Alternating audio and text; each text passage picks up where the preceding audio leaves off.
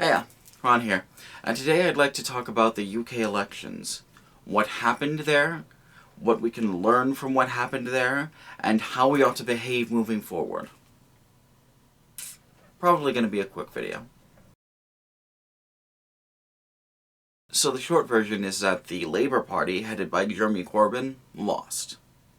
By a lot. The Conservative Party, headed by well-known ogre and 14th worst person in the UK, Boris Johnson, lost 10 seats and gained 58. The Labour Party, headed by Jeremy Corbyn, lost 61 seats and gained 1. The Scottish National Party gained 14 seats, but we'll talk about that later. Most of what I've been reading claims that the swing voters in the UK voted for a single issue, Brexit, which was something that was promised by the Conservative Party. And in a historical context, that sort of makes sense. It's helpful to remember that the introduction of the euro nearly destroyed the Bank of England. And a lot of people, especially older people, people older than me, would remember that and would have a lot of resentment towards it. Like, there's a reason that George Soros is a generic right-wing boogeyman beyond George Soros being Jewish. He almost destroyed the English economy, and people know that and remember it. The Scottish National Party vote has also ended up being hugely consequential, in that the Scottish National Party has already said they are going to hold a second referendum on leaving the UK. There was a first referendum back in 2016 or 2015, I think, but it was voted against by the Scottish people specifically because the Scottish people wanted to stay in the EU, which they're not going to be able to do now because of Brexit. So I don't think that it's an exaggeration to say that this is almost the worst possible outcome for this election. Like, it's so bad that Jeremy Corbyn decided to full-on quit politics. But that's kind of what I was expecting, at least. So the very first thing that we have to understand in context of this election is that fascism does not cede power. Ever.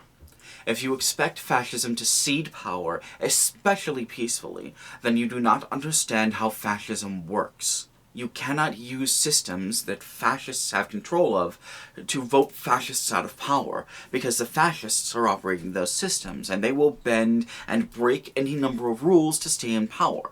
The entire philosophy of fascism is ultimately about maintaining and keeping power. And it just so happens that liberal democracies, like the UK, like the US and Canada, like most developed worlds, have systems that can be exploited by fascists.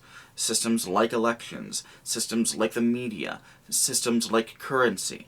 The topic of fascists exploiting things to their benefit is actually really complex, and I'm going to discuss it more in my, the 2 lies video that I have coming up. But, this is relevant to that. It's also worth noting that people in the UK seem to want agency, not, let's say, help.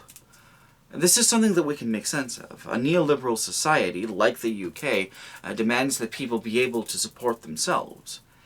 And the neoliberal society, and it seems a number of the people inside of that society, who live in that society, seem to see things like the social safety net, things like the NHS, things like immigration, and the European Union as being harmful to them, because they're helping them without expectation of reward, or something.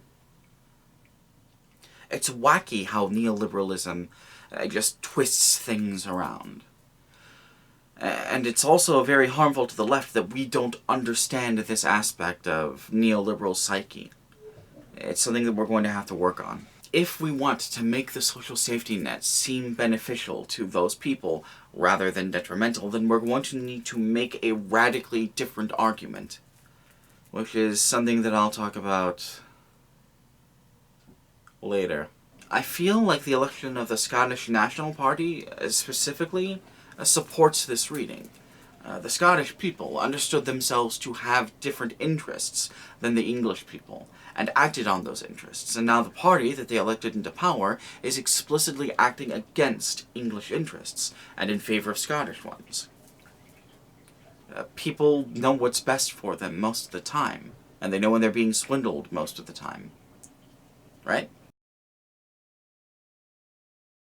So the first thing that we need to do going forward is we need to stop expecting fascists to be removed from power through conventional means. It won't work. The second thing we need to do is start actually fighting the fascists.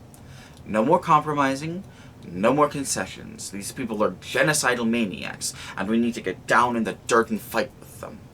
That includes fighting dirty. I'll get into this more in a later video, but if we've learned anything, if we should have learned anything from the continued presidency of Donald John Trump, it is that the truth does not beat lies. Better lies beat lies. So, lie about people. If it's down to lying or allowing a fucking genocide to happen, lie your ass off. The third thing we have to do is related to that. We have to expect attacks on vulnerable people. Not just economic or financial attacks either. There will be violence due to this election. Violence against immigrants, violence against people on the LGBTQIA+ spectrum, especially trans people, I would expect. Violence against Jewish people. Violence against Labor voters, maybe. The results of this election will have emboldened racists and white nationalists and other assorted fascists. Elections have consequences, and we need to understand that. And I want to say here, now, at the very end, that I'm not here to chastise anyone who decided to vote in the election. That's not my thing. Like, I help the Democratic Party with things. I work with Indivisible. I've been invited to an Indivisible rally, later today in fact, one that I've been invited to go and record, because I help with that sort of thing. Voting isn't bad, and the people who do the voting aren't bad. The problem is that the system is rigged. It is rigged in favor of people who want to funnel wealth to the people who already have exorbitant wealth. I don't think voting will solve that. But even a long shot, even the chance that it might have worked, it makes it worth approaching. And it's not like it'll hurt anyone, either. I'm not one of these people that's going to sit here and tell you that voting legitimizes the power of the state. No, the military legitimizes the power of the state, full stop. What I'm saying is that the good guys lost, because the game was rigged. And now we have to prepare ourselves for a worst-case scenario. There's no point in avoiding it. The longer we spend beating around the bush, the worse the situation is going to become. Well, that's a jolly note to end that on. I'm sorry. And really, I am sorry. I have as much sympathy for the people in the UK as I possibly can. We had a similar situation here with Trump, and we've been fighting him ever since. And that's the best advice I can give people living in the UK. Fight back. Fight against Boris Johnson. Fight against the Conservative Party. Don't let this become the new normal, because that's what they want. The Conservatives want stripping people of their autonomy, stripping people of their social safety nets, demonizing immigrants and anyone outside of the norm. They want that to be the normal, because it was the normal for a long time, until people decided that that was bad and they didn't like it. It's gonna suck. I'm not gonna lie, it's gonna suck. The blighted capitalist hellscape in which we live sucks.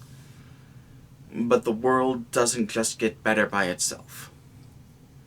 If there's any good in this world, it is only ever because good people have made it that way.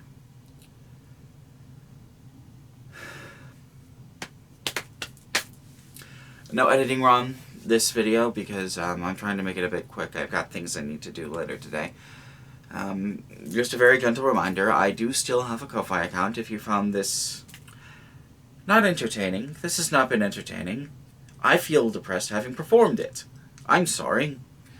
But if you found it useful or helpful, any amount of money that you have that you could spare would be very helpful for me. Don't feel required to. I'm going to just keep making these videos. This is something that's important to me personally. But anything that you have to spare, any amount of money, is helpful to me. I also have a Curious account and I also have a Curious Cat account for people who want to send me anonymous questions, and a Twitter account for people who want to interact with me on Twitter. If you have any questions or any comments to make, you can make them in the comments, although anyone who's abusive will be immediately deleted, because I do not stand that shit. I'm making a best of video, or I'm doing a year in review video for 2019, and I'd like some feedback on what my best and worst videos of the year were, and also what specific lines you remember. Partially to tweak how I approach content a little bit, but also, you know, feedback is always useful. So yeah, until we get there, take care of yourselves, alright?